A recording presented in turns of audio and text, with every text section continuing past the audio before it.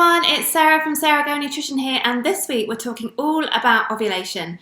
So maybe you've had a baby, you've been pregnant, you've tried to conceive, maybe had difficulty conceiving. If you fall into any of those categories, I reckon you know what ovulation is, when it happens, and why it's so important. But maybe looking at the flip scale, your goal is not to get pregnant right now, you've never tried to conceive, you haven't had a baby, so you probably don't know much about ovulation, or you don't really care about it because quite frankly you do not want to get pregnant right now. In this week's video, I want to convince you, no matter which side you are, no matter who you are, ovulation is the start of the menstrual cycle. It is so important, and that is what I want to convince you in this week's video. It is really so important for your overall general health. So what is ovulation? That's a good place to start, right? So ovulation is simply when an egg is released from the ovary. It happens right in the middle of the menstrual cycle, so after the follicular phase but before the luteal phase, so right in the middle, which is the ovulation phase. So during the follicular phase, what happens are multiple follicles are starting to mature in the ovaries, and those follicles pump out estrogen, which is the predominant hormone in the follicular phase. About halfway through that phase, one follicle is chosen to be the chosen one, and that follicle will mature over the rest of the follicles. As estrogen levels continue to rise, because that chosen follicle will continue to pump out estrogen, as estrogen levels peak, that triggers the release of luteinizing hormone. And what luteinizing hormone does is it sparks the follicle to burst open, which then releases the egg.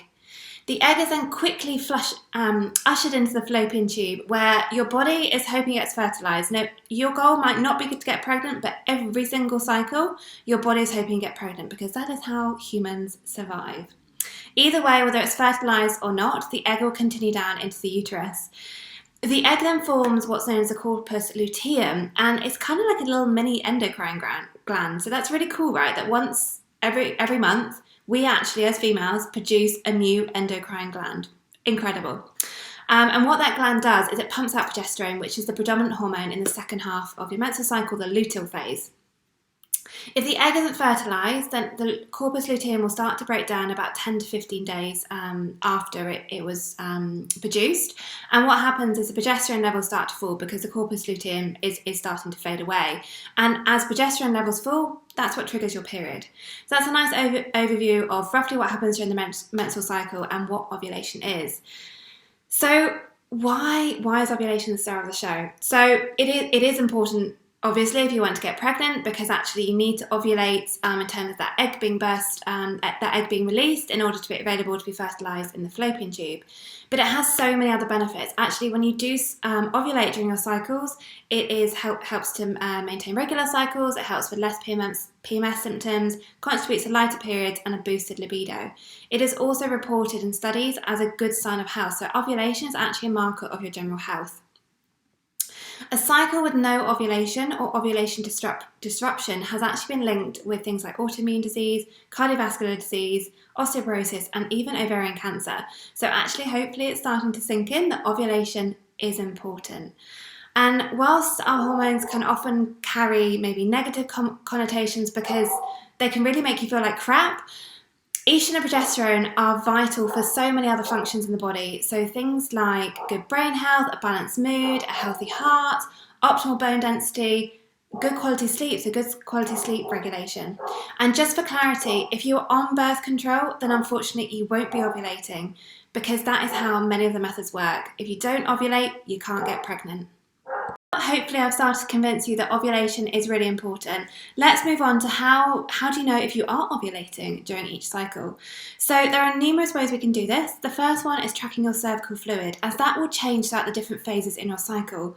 During the follicular phase, you might notice that actually you don't have much fluid released, but as we enter ovulation, that will change to much more like an egg white consistency, so slippery, viscous and stretchy.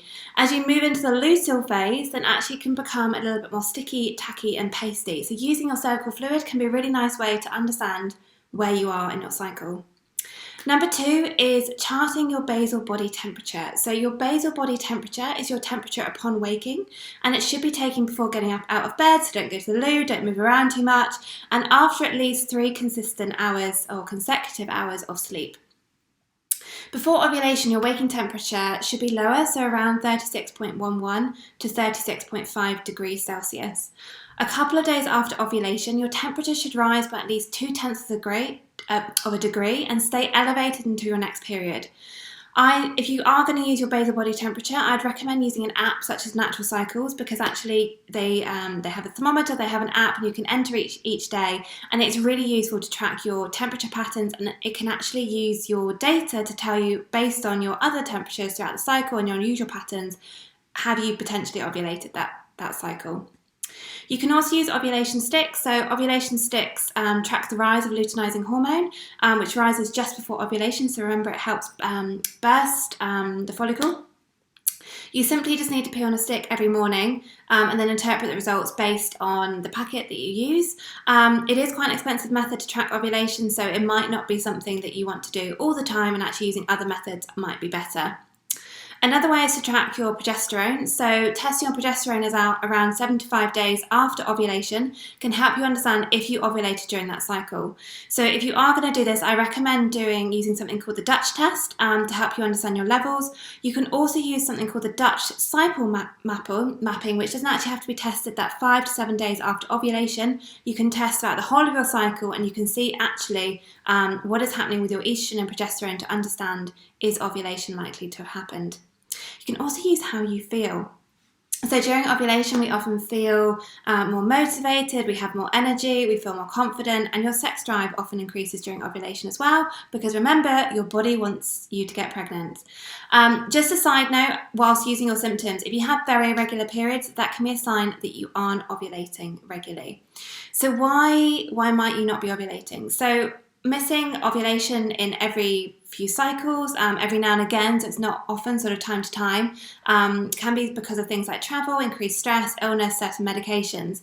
And whilst this isn't ideal, it can affect your symptoms that cycle, so it could cause more PMS, heavy periods, maybe more cramping. But actually, if it's one cycle and you kind of understand why, and you've been traveling or you've been ill, that's not so much of a problem. It's when multiple cycles are affected, you really need to start having a closer look why.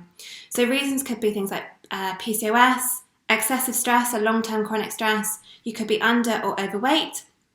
You could be approaching or going through the perimenopause.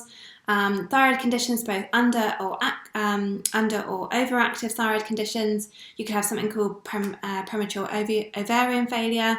Birth control, stop ovulation, as well as some other medications, so things like NSAIDs, antidepressants, and high or low melatonin levels, which is your sleep hormone. So if you aren't already, the first step to understanding more about what's going on in your menstrual cycle and your periods is to track your ovulation. And if you're concerned about whether you're ovulating or not, suffering with period or PMS problems, then please get in contact to understand how I might be able to help you.